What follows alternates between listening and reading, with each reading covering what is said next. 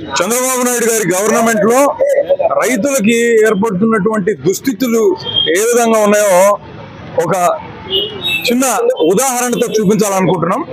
PSCS లో ఇవ్వాల్సినటువంటి యూరియాలు అందుబాటులోకి లేకపోవడం కారణంగా రైతులు పెద్ద క్యూలో నిలబడి సేవా కేంద్రాల దగ్గర దారులు తీరిపోయి ఉంటే వ్యవసాయ శాఖ మంత్రి శ్రీ అచ్చెన్నాయుడు గారు బఫే భోజనంతో పోలుస్తున్నారు.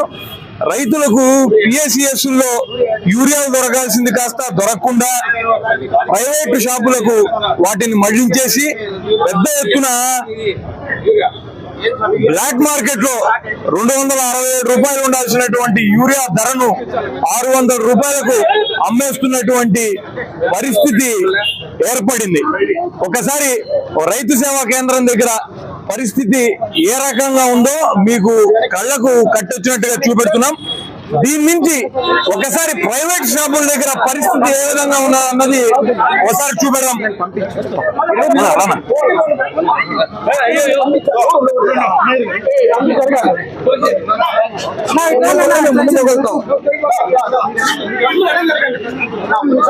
ఈ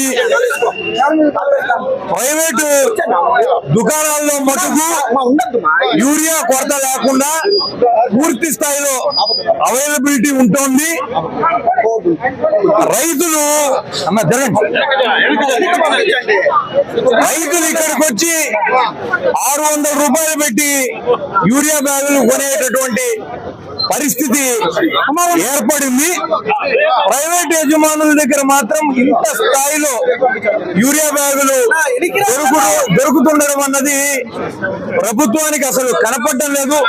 వారి పత్రికల్లో ప్రముఖంగా ఈ యూరియా బ్యాగులన్నీ కూడా ప్రైవేటు దుకాణాల్లో ఉన్నాయి అని చెబుతున్నా కూడా అధికార యంత్రాంగం గాని అధికార పార్టీ గాని దాన్ని ఒప్పుకునేటటువంటి పరిస్థితి లేదు. వైఎస్ఆర్ కాంగ్రెస్ పార్టీ రైతులకు మద్దతుగా చేపడుతున్నటువంటి దీక్షల్ని అలగదొక్కాలన్నటువంటి ప్రయత్నాలు పెద్ద ఎత్తున జరుగుతున్నాయి. బ్లాక్ లో అమ్మేటటువంటి యూరియా బ్యాగు 600 రూపాయలకు పైగా ఉంటుంది. ఇక్కడ చూస్తే ఈ విషయాలన్నీ కూడా తెలిసినప్పటికీ కూటమి నాయకులు ఎవరు కూడా పట్టనట్టుగా ఉన్నారు. ఒక పక్క రైతు సేవా కేంద్రాల్లో స్టాక్ లేదన్నటువంటి విషయాలు కూటమి నాయకులందరికీ తెలిసినప్పటికీ ప్రైవేట్ షాపుల్లో యూరియా బస్తా 467 రూపాయల నుంచి 600 రూపాయలు పలుకుతున్నప్పటికీ కూడా నిమ్మకు నీరెత్తినట్టుగా ప్రభుత్వం ఉండిపోతుంది. కాబట్టి ప్రభుత్వానికి రైతుల గోడు తెలిసే విధంగా రాష్ట్ర వ్యాప్తంగా జగన్మోహన్ రెడ్డి గారి పిలుపు మేరకు రైతు సంఘం నాయకులను అలానే ప్రజా సంఘాలను కలుపుకొని ఆయా నియోజకవర్గాల్లో ఉన్నటువంటి ఆర్డీఓ ఆఫీసుల్లో వినతి పత్రాలు ఇచ్చేటటువంటి కార్యక్రమానికి వైఎస్ఆర్ కాంగ్రెస్ పార్టీ శ్రేణులన్నీ కూడా పూనుకున్నాయి.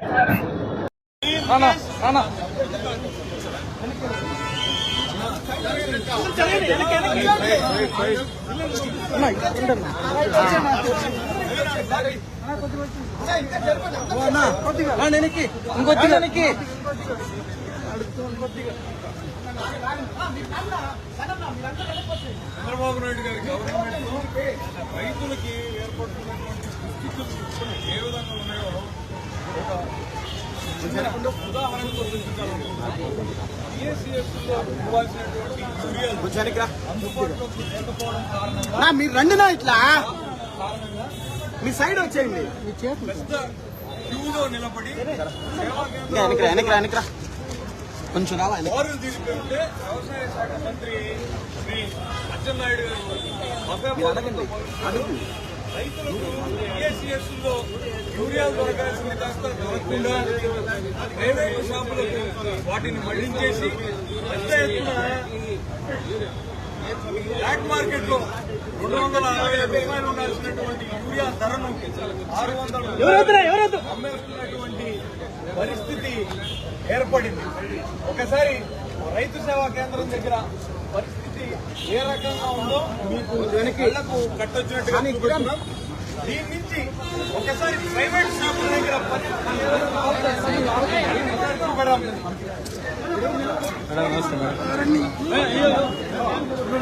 ఎందుకు వేసింది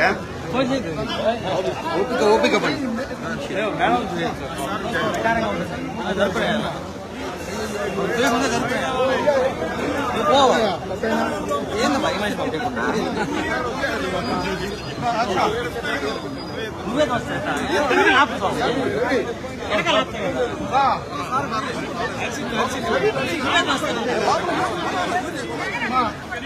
అరే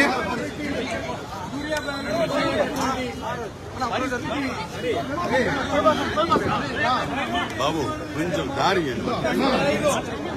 కొద్దిగా తెలుపండి.